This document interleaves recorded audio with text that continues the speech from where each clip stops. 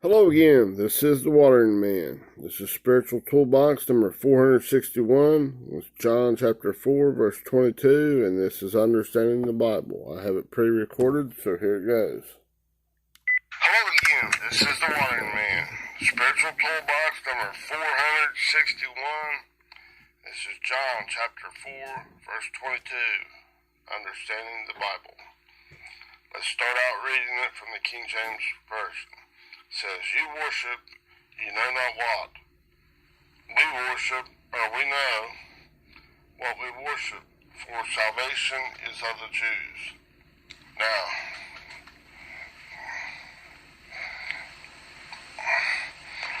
okay, we're down there and see, for salvation is of the Jews, okay? Now, for comes from this word hati. Well, H-O-T-I. Think I didn't get signed in, but sorry. That hati is basically, when you break it down, it's which way are you in hot pursuit of. It's because which way are you in hot pursuit of. Okay? Now this is Jesus is pointing out these things in verse 22. This woman's still married. Each person in the storm is still married to their old ego, that good, bad, it's all ugly. It's not of God. You need the very next verse starts out contrary-wise, on the contrary, another way, the better way, come back to the Father. That's the only way you can do it. Right? Just like the name Jesus means, it's Jesus, I-E-S-O-U-S. 24:24. Yahweh is salvation, right then, right? At that precise correct moment. Okay? Now, so I say, for salvation is of the Jews, okay? That for is hati. Which way are you in hot pursuit of? Basically. Because you're in hot pursuit of this old carnal stuff, you're adhering, you're attaching, you're in union with that stuff, it's going to take you away from God. Whether it says it's good, bad, in Jesus' name, no, it's not in Jesus' name. Okay, get out here with that stuff. Okay? And then it goes to ha, the ball of thinking of your mind. 3588. Okay? And salvation. Soteria. 4992. That's that deliverance. God is your protection, your salvation, your deliverance from this molestation of this carnal mind. Okay? It's trying to get the best of you. Don't believe that sneaky snake stuff. Okay? Hang on just a minute. This thing's trying to say it needs raw. Sign back in. Okay. Let me see if it says it. Soteria. Soteria. It's salvation, okay? Protection, okay? Deliverance, okay? Alright, I'm going to take you through. I did a spiritual toolbox short on that one. Now, salvation is from out of. Ek, not just of. It's 1537. Ek. From out of. Huh? Alright, from out of your old stinking thinking, right back into God, okay? And then, the Jews. Okay? That's 3588. The ball of thinking is your mind of the Jews. And this is talking about the natural Jews. The natural, man-made religious crap. Not God's way. Your way. He's telling this woman at the well, you, me, whoever's in this storm, you're married to your old senses. This is not the right way. This is the cold or lukewarm way. It's good, bad, ugly. It's that Jacob's well water. It make you sick. Come back to me and drink this living water. Okay? Now this, I think it's pronounced Judaeus. That Jews. Okay? From Jerusalem 24:53, it's an adjective. It means belonging to the Jewish nation. That's belonging to that natural person. That non-spiritual bullcrap thinking in you. Okay? That Jebusite thinking. That pharisaical stuff. Polish outside your cup, but don't you dare touch that stuff inside my mind, what I really believe. That's yuck. That's absolutely denied by God. Okay? This is red lighting God and not green lighting God. Huh? Come back into the new Jerusalem. This is that old non-spiritual Jerusalem. It's actively hostile. Huh? To you going back into God. Yuck. Huh? You can't get back into God at all doing that, okay? And then it comes down to the last word, is. And that's esti, okay? And that's the third person singular present of I, me, 15:10. That verb means to I exist. Which way are you existing? Which way are you existing in? Are you existing in that state where you're married to your old seeing, hearing, taste, touch, and smell, adhering, attached to it with your old ego in the way, your old edging God out, your old me, myself, and I, what you think's good and evil, this Jacob's well water? Yuck, it's just bull crap. Making you sick. Divorce that thing and let the rightful king, Christ, come back in there and he'll bring you on up. That's your deliverance. Green light God, green light God, green light God. Okay? Let's see here. It says, notice this is a verb.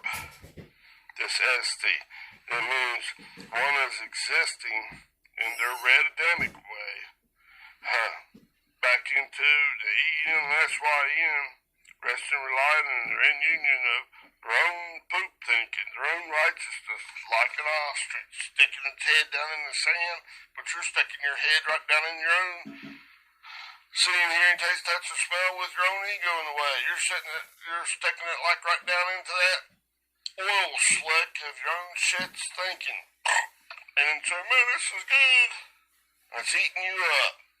Can't see a lick out like, oh yeah, see, hear, taste, touch, and smell just fine. And you got your blanket, you're trying to see, hear, taste, touch, blinking your eyes and stuff with like diarrhea thinking all in there. It's darker than the ace of spades. You can't see, hear, taste, touch nothing with that. Okay? Now, I'm going to just read. I'm not going to break it down just yet, but read verse 23 of John chapter 4 out of the King James language next. Okay? That's what we'll be in next. And just do a little bit on that first word. That 4:22, John 4:22 is speaking about this old way. Your old time yuck thinking. Your darkness thinking. That God is, that Jesus, the way, the truth, and life, is showing you how to come out of this stuff. Yahweh is salvation. God, right then, don't delay it, right there in this eye of the storm. He's your deliverance, your protection. He's bringing you, come home to Daddy. Daddy God, okay? Come home to your parents. Alright? Now, in verse, let me read both of them, okay? Now, remember, verse 22, it says, ye worship, ye know not what. We know what we worship. Strong carnal dog saying, we know what we worship. Because salvation is of the Jews, of this non-spiritual crap. Okay? And then it says, but the hour cometh, and now is, when the true worshipers shall worship the Father in spirit and in truth. For the Father seeketh such to worship him. Let's just look at this first word a little bit. That but. Well, I can't get it up there. This thing's doing the deal with the internet thing. But that but is A-L-L-A, Allah. It's on the contrary. Contrary-wise. It's directly opposed. Here's another way. These two are... This is the better way. Seek the true worshipper's way. Coming back to the New Jerusalem, that verse 22 is the old way. The old Jerusalem. This me, myself, and I in control of your seeing, hearing, taste, touch, and smell. Ooh, yuck. It's absolutely denied by God. Come back to God. Alright? That pretty much sums it up. Now we'll start breaking that one down and stuff a little later. I'll continue later on that, okay? This has not been too long, but just summing it up, okay? Plus all the little spiritual toolbox shorts, building on this thing, packing it down, trying to make it more simple. So when these things happen, in these pressure situations, this thalipsis, tribulation and stuff, you'll be better equipped to make the right decision, to green light God, not be tricked into this good, bad, it's all ugly way of your own carnal mind. This is way I thought, way I done. Well, if you've been eating poop all your life, stop eating that poop. Get your head out of your own poop thinking. Come on back to God. Get out of that halter pen and return to the Father's house. He'll kill a fatted calf for you. Quit trusting in your own humanistic thinking, your own righteousness. Let God be true, and all that humanistic thinking a liar. Shall I go on? Don't trust in that filthy, stinking, monstrous rags. Rest in God. Don't worry about all these people saying you're building an ark out here in the desert to lift you above this flood that ain't even here. It ain't even rained out here yet. What are you doing?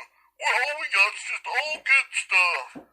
God wouldn't do nothing bad to you. He wouldn't take it. Anything that's the least bit about the way you like it, it must be of the devil. They're plumb, they can't see or hear, taste, touch, or smell nothing because they're attached to their own right-mindedness, their own ego, their own itching God out. They see, hear, taste, touch, and smell in the natural, but in the spiritual, they don't see, hear, taste, touch, and smell nothing. Okay? Nothing in the spirit. Alright? They're too full of that self-thinking. Relying and adhering to it. They're married to that thing. Don't be married to that thing. That's what these storms is coming to set you free. Chop out, skin out a little bit of this dark thinking. Way down, not in just the deep. That's the way you think in your mind. Zoom down. God zooming down to one thought process. And blowing that all the way up to the size of the whole universe and zooming down to one little spot in there that he's offering. He's taking it from out here, deep, to the deeper, down to that one thought process, then to the deepest, all the way down to that one little area in that thought process. Now, shall I chop this little dark spot out and replace it with some light? With illumination of what who God truly is, and that God loves you beyond the mere description of words. Cut out all this stupid, foolish junk, this dark ignorance of me. It's not going to get you nowhere. Quit being adhered and attached and clinging to that stuff. Come and cling to the rock. Cling, grab onto my hand, and let me, the works of God, your works, your hand, and let God grab onto it with your effort, your works, and let God pull you up out of that stuff. Don't go the broad way, which is the easy peasy way, that leads to destruction. Here, come the narrowing way that appears to all your seeing, hearing, taste, touch, and smell with that ego in control is, man, that's rough. I wouldn't know that. Embrace God's correction. He'll bring you up there. You'll not die. Just like when Apostle Paul was in that storm in Acts chapter 27. Said, pull them anchors and stuff up. Let the wind, let that spirit drive it where it wants. The ship may be battered and broken and lose the ship, but there won't be any loss of life. And every one of them made it to the shore. To that island of Crete, that flesh. Safely. The ship was destroyed. The anchor holds in spite of the storm.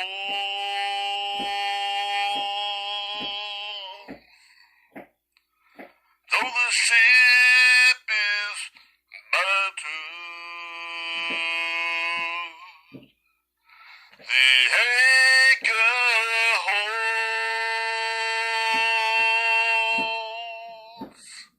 Though the sands are torn,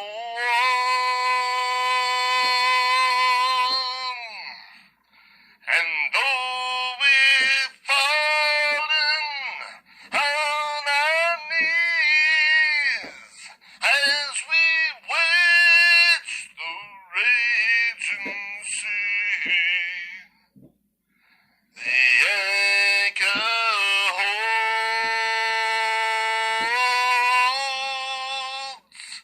in spite of the storm.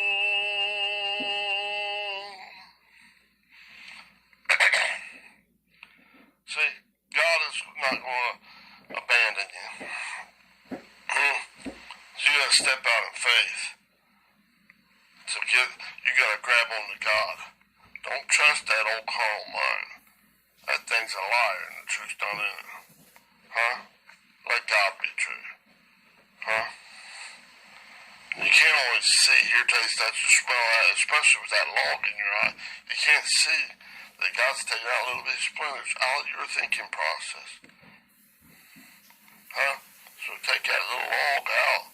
That big ego is chopping out, skimming out, way out, little by little by little. In the storms of your life. Come on, man. Have a great day. If you like these videos, hit like and subscribe. I appreciate it. That encourages me. But I'm going to keep going because I'm under the orders of God to do this. Alright. Bye-bye. Alright. Have a great day. That was it for John chapter 4, verse 22. I'll be in 23 next, where it starts on Jesus is saying, but. On the contrary-wise, here's a better way. This is the way the true worshipers do it. All right, I'll continue later. Bye-bye.